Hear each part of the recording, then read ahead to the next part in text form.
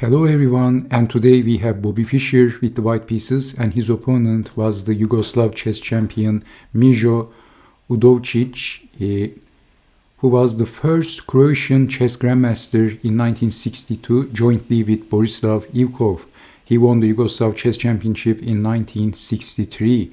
On the other hand, Bobby Fischer was the greatest, maybe one of the greatest chess players of all times, if not the greatest. So this chess game was played in the Rovinj Zagreb chess tournament from 1970. Fischer starts the game with e4, best by test, g6, d4, and we have the modern defense, knight to c3, d6, f4, and this is the Austrian attack, knight to c6, developing the pieces, and then g4, and we see quick kingside attack by Bobby Fischer, expanding from the kingside, so charging towards the center. D takes on e5, d takes, and then f5. So Fischer wants to open some lines, and we can see that Bobby Fischer's attack can gravitate towards the open g file later in this chess game. So knight to d4, knight to f3, and then pushing the pawn. Fischer didn't want to open the e file. Black can use that open e file. So bishop to g5, pinning the knight, unpinning, and then capturing. Queen takes on f6. And knight gets in, the perfect parking spot for the knight. Knight takes, and then queen takes on f3, that was check. So queen to h4, defending the queen, but this knight is looking very strong, so king to e2, that was check. And then bishop to e6, but we have knight to e3. Bobby Fischer was no fool. Well, if capturing the bishop, then capturing back, and this is hitting the knight and at the same time hitting the queen. So black is better in this position, so defending the queen and simply capturing the knight, and black is better.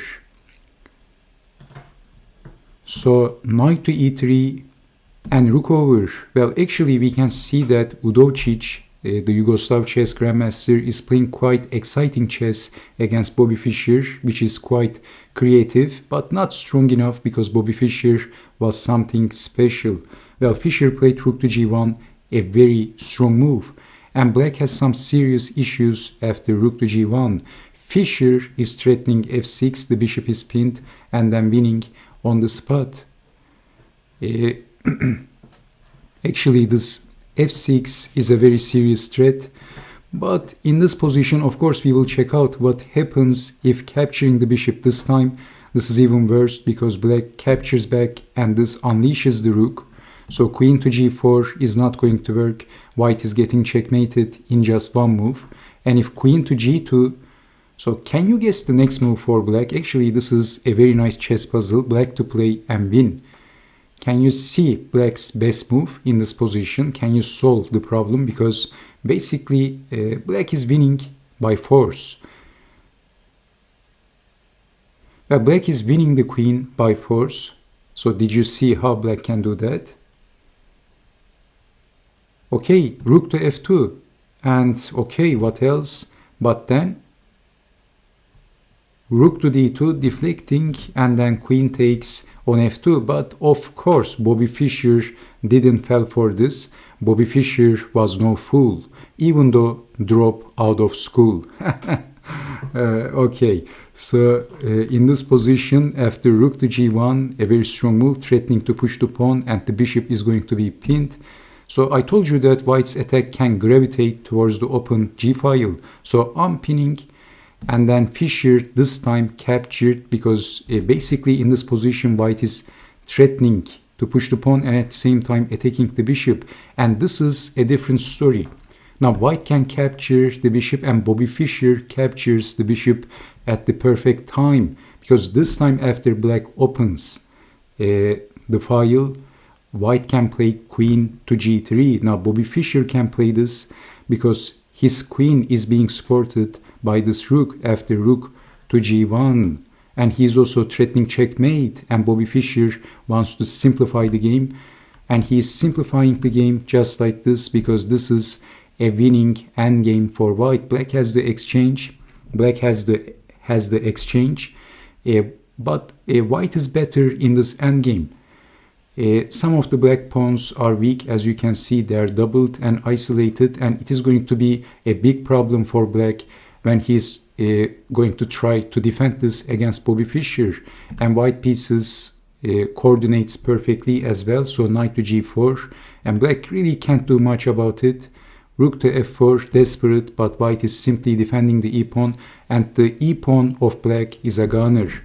So first bishop to e2, a nice prophylaxis, so developing and defending against rook to f3, and then there the pawn goes down. So the pawn goes down, Chinatown. So rook to h4, defending on h5 and attacking on h3, checking the king, king to h7, rook to h1, and actually Fischer is threatening to play knight to f3, so rook over, and then knight to d3. In this position, if some random move, knight to f3, defending the rook, but then check, and then simply forking both of the rooks. So Udovcic wanted to avoid this, but now this time Fischer is forking the rook and the pawn. This is a disaster. This is doom for black. So black is losing one more pawn and also attacking the e-pawn. So rook to c8, and Fischer chops the pawn.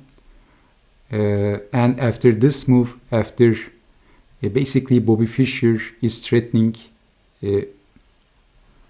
rook to g5, threatening knight to g5, forking the king and the rook, but Udovcic resigned in this position. So he really can't capture this pawn because of knight to g5. So king to h6 is the possible continuation, but then the knight goes back and white is much better. White has two pieces plus two extra pawns for the exchange, and this endgame is winning easily for white. So if rook to d7, c3, and white is extremely solid, so this is why Udovcic resigned, as he didn't want to fight this losing battle. Okay, so what do you think about this chess game? I hope you have enjoyed watching this chess game as well, and I will be back, I hope, with more Bobby Fischer chess games. Take care and bye bye.